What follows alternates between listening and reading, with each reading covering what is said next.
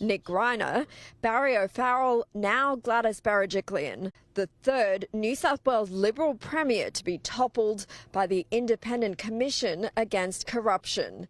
It was an undignified end to an otherwise glittering political career. Even as president of the New South Wales Young Liberals in the mid-1990s, Gladys Berejiklian had been tipped for great things.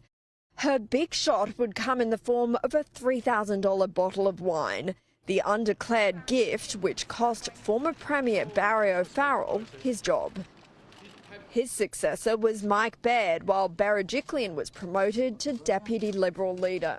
I'm very proud to stand alongside Mike and support him in this very important role. The following year, she added Treasurer to her resume, overseeing the state's return to surplus.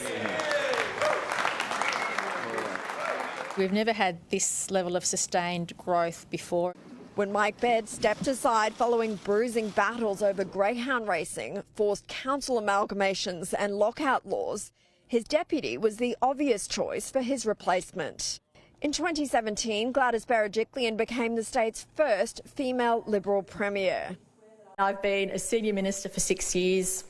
I'm ready for anything. 2 years later, she'd triumph over Labor opponent Michael Daly,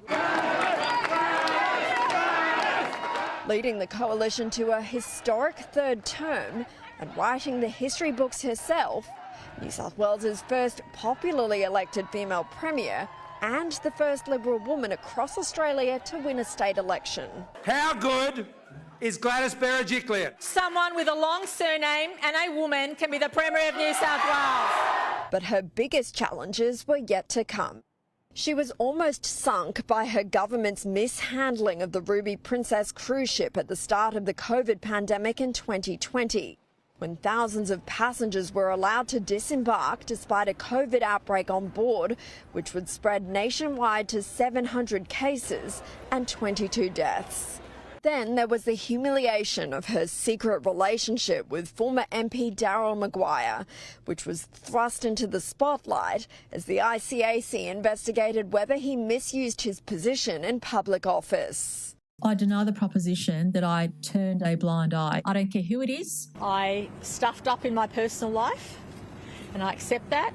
2021 was also a roller coaster.